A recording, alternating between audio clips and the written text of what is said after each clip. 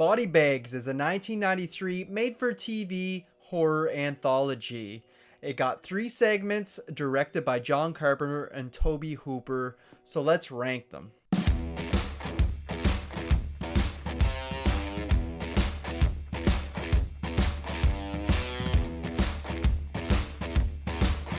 Hey guys, welcome back to the channel. Hope you're having a good one today. I'm the movie ranker, and today I'm going to be taking a look at the movie Body Bags from 1993. It's an anthology, so I thought it'd be fun to rank them. I'm going through all the John Carpenter movies right now so we can rank them over on Kyle's channel on Flet's Movies and Pulp Culture 13. Friday the 12th, we'll be ranking all the 18 theatrically released John Carpenter films. So I'm going to check out a few of the TV ones as well. There's Body Bags, Elvis, and Someone's Watching Me. I'm also going to do those 3 so I can do a huge ranking of all the movies, TV and theatrical, on my channel shortly after, probably Saturday the 13th or somewhere around there. So that's why we're doing this. And Body Bags is a pretty interesting anthology. Our wraparound story is basically John Carpenter done up in makeup like a coroner, and he's introducing the segments that we're going to get into while doing jokes and a lot of puns and stuff like that. It's a real fun time. He's drinking formaldehyde and everything, and he keeps coming back in between each segment for a couple more jokes and whatnot. And the way the movie wraps up is we find out that John Carpenter's character wasn't even the coroner. He was really a dead body, and he slips back into a bag at the very end, and the real coroner show up, which is played by Tom Arnold and Toby Hooper himself. So that's really cool, and this movie is chock full of cameos and big guests, big stars. Basically all of Carpenter's and Hooper's friends all got to be in this film, so I thought that was pretty cool. And yeah, we got the 3 short stories now, so let's get into this ranking. For me, coming in the last place at number 3, I'm going with The Hair. Now, I don't think it's a bad story. Out of this anthology, I think 2 are okay and 1 is great, and this one is just one of the okay ones. It stars Stacy Keach, I believe his name is. And it's just a man who's insecure about his hair. His hair's thinning, he's getting older, like all of us. And he's trying to find different solutions to get his luxurious hair back. He tries a bunch of different things, from painting it to wigs and everything in between. His girlfriend is really getting fed up of it. She thinks he's okay just the way he is. But he doesn't feel right, he wants his hair back. He's so insecure. But this is one of those careful what you wish for kind of stories, because he ends up coming across an ad on TV for this new method to grow your hair, an experimental thing, commercial.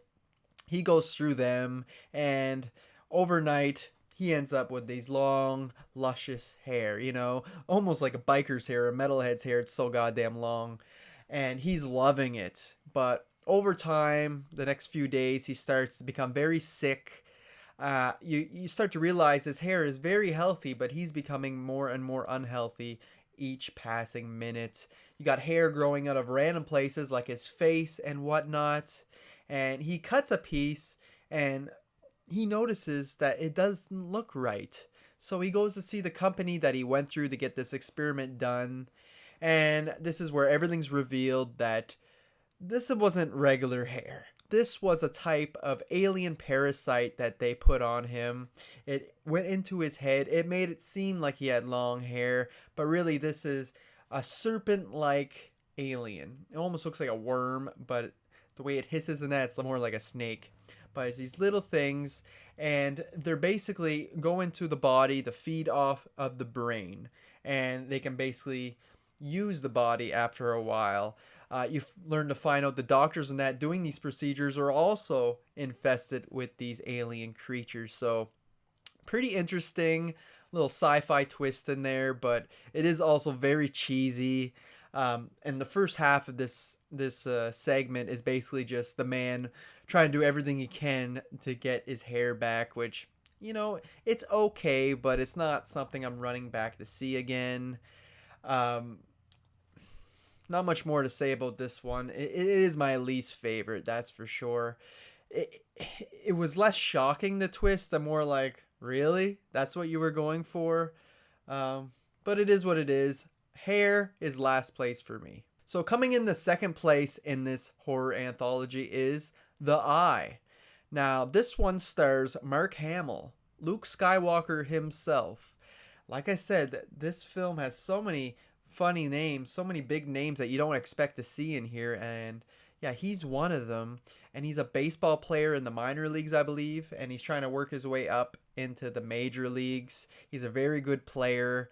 He ends up in an accident though, and he loses one of his eyes. So this pretty much costs him his career, and he is just really in bad shape over this. That's what he was setting his life on.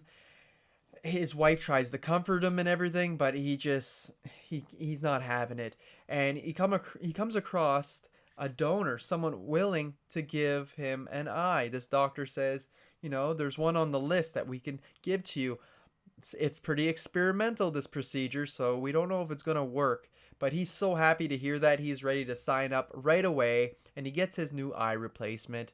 Everything seems to be going well, and then he starts randomly getting these flashes of violent and disturbing images, like dead people or bloody limbs like coming out of his sink and whatnot. And you're like, what is going on? And we learn to find out that the person who owned the eye before him was a criminal, was a killer, a serial killer who was also a rapist. And he ended up getting executed, so obviously his organs were donated, as well as his eye. So he has some weird connection with this serial killer at this point, and he can not only have visions of what the killer has seen in the past, but it actually controls him at certain points where he becomes the killer, and he starts threatening his wife and trying to hurt her, and he's kind of coming in and out of this state. And at one point he comes out and he realizes that he's going to end up hurting someone or killing his wife. So he ends up taking it upon himself and stabbing himself in the eye, which eventually causes him to bleed out and die. But was it for the better?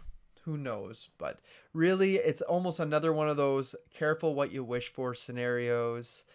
Things don't always work out the way you think they are. This is definitely the darkest story out of the three. It's directed by Tobe Hooper, while the other two are directed by Carpenter. And you can tell Tobe Hooper had a little bit of a darker sense of humor to him and just darker style in his films. And this one definitely goes there. Like, there's scenes where our main man, played by Mark Hamill, is in bed with his wife, and then he just snaps and like basically almost starts raping her right in bed.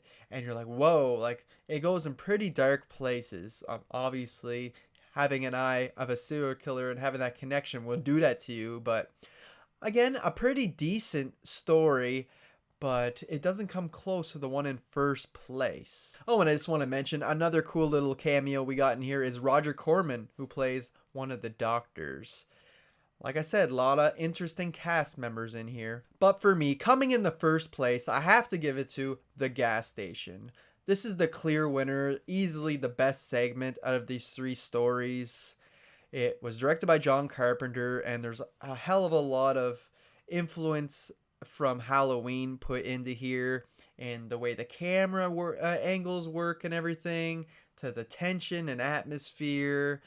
There's even a few references in here. Haddonfield, the town in Halloween, actually gets mentioned a couple times.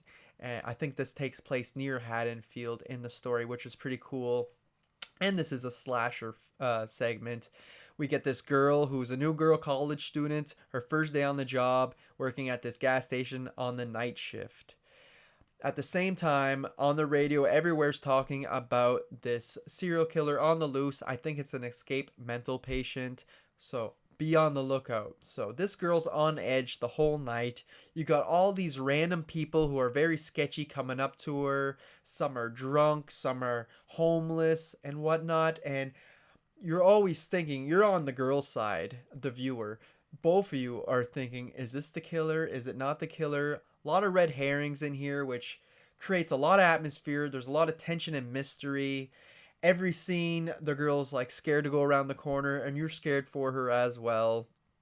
Um, we get a guy showing up, like I said, that was drunk, who is played by Wes Craven himself. This one has the most cameos and big names in it. From Wes Craven to Sam Raimi. There's so many to name. Like, I won't even be able to remember them all, but there is a ton in here, and that's really cool to see. And yeah, I just thought that this one was really well made. Lots of tension. And when we do get the reveal of the killer, I thought that was a pretty cool little reveal and a pretty cool little final battle between her and the killer at the end. And it's just something everybody can relate to, that especially if you had a job like this, working the night shift at any store, you're bound to run into crazy people, right? And on top of that, you already have in the back of your mind the facts that there's a killer actually roaming around. No shit, it's gonna be a scary night. But yeah, I thought this one was a lot of fun. A shit ton of cameos and big names, a lot of tension, a lot of atmosphere, a lot of references and callbacks to Halloween. So to me, this one easily was the best out of all these little short films. The one that could easily be made into a bigger film. It has the most potential, I believe. And yeah, I thought the acting was on par.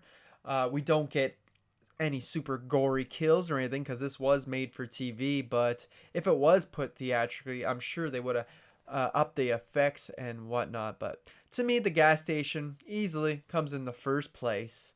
And I just really like how the employee of the month, who was played by Sam Raimi, gets killed off and switched out with the killer. So I thought that was a nice little twist. But yeah, the gas station, easily the best out of these three segments. So there you have it, guys. There's my ranking of all three short films in the anthology Body Bags. It's a film I always was curious on checking out, but I just never had a chance until now. And like most anthologies, it's very hit or miss.